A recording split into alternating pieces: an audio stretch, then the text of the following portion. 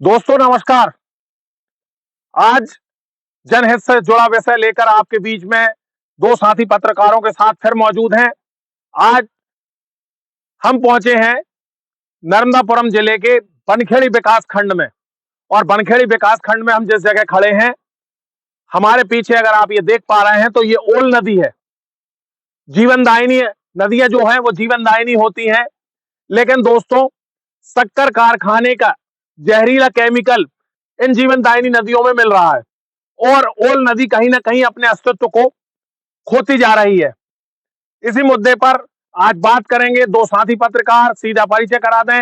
राजवर्धन बल्दुआ जी और नीरज श्रीवास्तव जी मेरे साथ हैं। पहला सवाल लेंगे, सीधे नीरज श्रीवास्तव की तरफ चलेंगे। नीरज भाई, कैसे देखते हैं शक्कर कारखाने का जहरीला केमिकल सीधा ओल नदी में मिल रहा है और ओल नदी का पानी इस समय काला दिख रहा है मेरे को। पिपरिया और आसपास के तमाम क्षेत्रों में जितनी भी फैक्ट्रियां हैं उनसे दूषित प्रदूषित पानी और केमिकल युक्त जल सीधा नदियों में छोड़ा जा रहा है। खासकर यहाँ शक्कर मिल बनी हुई है, वो काफी पुरानी शक्कर मिल है और इसका बिना ट्रीटमेंट किए हुआ पानी ओल नदी में छोड़ा जा रहा है। ओल नदी का पानी इतना प्रदूषित हो चुका है कि इसके आसपास खड़ा रहना भी दूभर हो रहा है। इससे ग्राउंड वाटर लेवल बुरी तरीके से प्रदूषित हो चुका है, जिसमें आर्सेनिक जैसे तत्वों का मिला होना अगर जांच की जाए तो पाया जा सकता है। तो इन तत्वों से ग्राउंड वाटर लेवल खराब हो रहा है। अगर खेत उसी उसी पानी से खेती की जाती है तो वो भी बहुत खतरनाक है। पीने का पानी भी खतरनाक है। यहाँ का टीडीएस भी अभी जैसा जानने में आया कि टीडीएस 450 850 तक पहुंच गया है। ये पीने योग्य पानी की श्रेणी में नहीं आता है। और अगर फैक्ट्री संचालक इस ओर ध्यान नहीं दे रहे हैं और बेतरतीब तरीके से फैक्ट्री का प्रदूषित पानी नदी में छोड़ रहे, नदी तो पूरी तरीके से समाप्त हो चुकी है। नदी को बचाना आवश्यकता है, स्थानीय लोगों की भी आवश्यकता है और प्रशासन को भी इस पर ध्यान देने की जरूरत। लेकिन इस पे कद्दावर फैक्ट्री संचालक बिल्कुल ध्यान नहीं दे रहे हैं और पानी पूरी तरीके से प्रदूषित हो चुका है। नीरज भाई के बाद अब चलूंगा मैं राजवर्धन बल्दुआ जी के पास। बल्दुआ जी, कैसे देखते हैं शक्कर कारखाने के मालिक कहीं ना कहीं अपनी जिम्मेदारी से भाग रहे हैं? क्यों आखिर शक्कर कारखाने का जो जहरीला पानी है वो ओल नदी जैसी जीवनदायिनी नदी में मिल रहा है?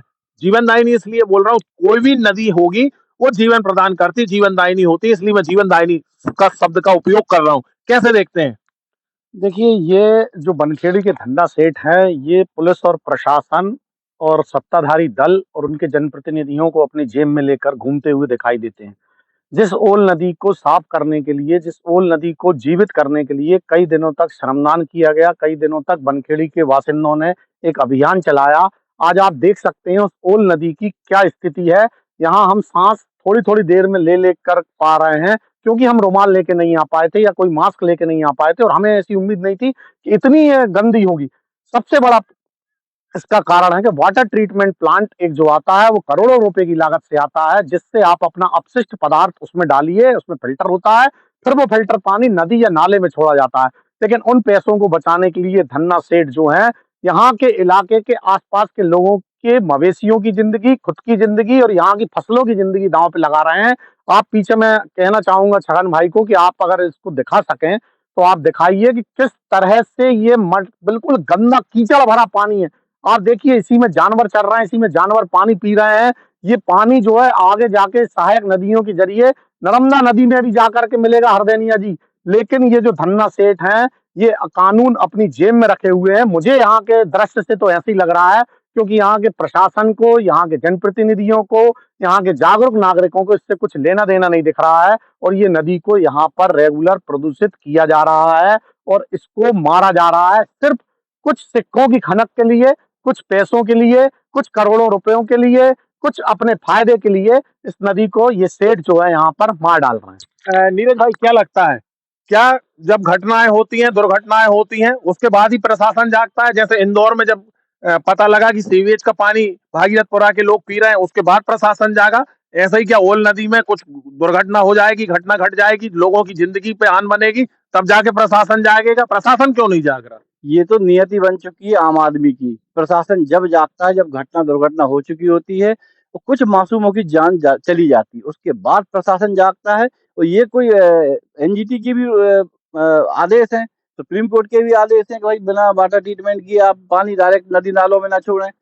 सब जगह ये व्यवस्था दी गई है, नियम कानून। लेकिन नियम कानून को मानने वाले कद्दावर, पावरफुल ऐसे जो लोग हैं, जो बड़े-बड़े संचालक हैं, फैक्ट्रियों को संचालन करते हैं, वो इन चीज़ों को नहीं मान रहे हैं। जैसे कि बंटी भाई ने कहा कि इस तरह पे धंधा सेठ हैं, कि सिक्कों की खनक के लिए कर रहे हैं। तो ये खनक हर अधिकारी को, हर जनप्रतिनिधि को उन धंधा सेठों के सामने झुकने को मजबूर कर देती है। और इसका सबसे बड़ा नुकसान आम जनता का हो रहा है, उस किसान का हो रहा है, जो इस अंडर वाटर पानी से अपनी खेती को सींचना चाहता है। आखिरी सवाल लूंगा राजवर्धन जी से। राजवर्धन जी, क्या वही सवाल रिपीट कर रहा हूं, क्या घटना दुर्घटना के बाद ही प्रशासन जागेगा? ओल नदी की तरफ आखिर प्रशासन जनप्रतिनिधि कब जागेंगे?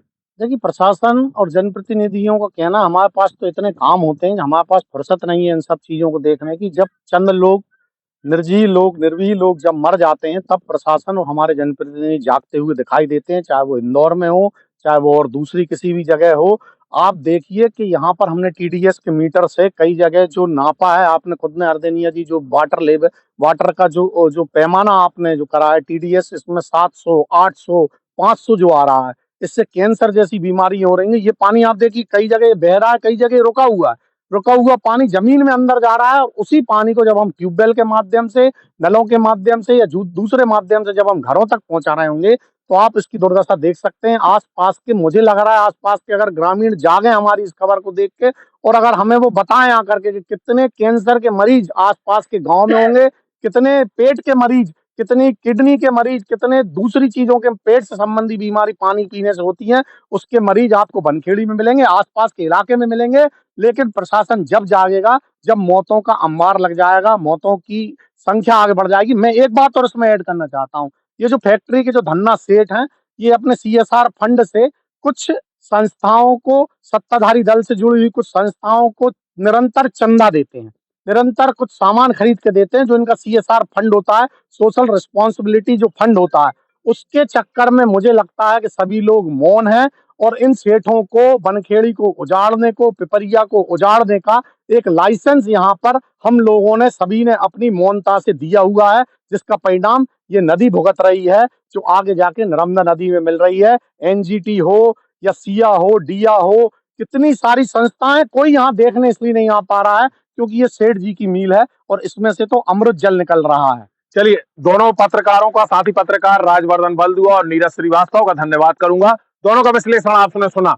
मगर दोस्तों, आप पीछे देखिए कैसे ये जो काला पानी हो चुका है, काला पानी कैसे हुआ?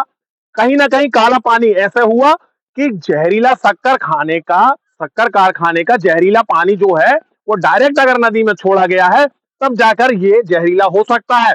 लोगों, आपको जागना होगा, जनता को जागना होगा, आप बनखेड़ी के बासिंदों को जागना होगा। इसलिए जागना होगा क्योंकि नदियां जीवनदायिनी होती। ओल नदी, इस ओल नदी को, जीवनदायिनी नदी को बचाइए। आप लोगों की जिम्मेदारी है खबर दिखाना, आपको आगाह करना हमारा काम था। खबर आपको कैसी लगी हमें बताइएगा, कमेंट बॉक्स में कमेंट करके जरूर बताइएगा, हमें आप बताइएगा। और जल्द ही किसी नए जनहित के विषय को लेकर आपके साथ फिर हाजिर होंगे। तब तक के लिए नमस्कार।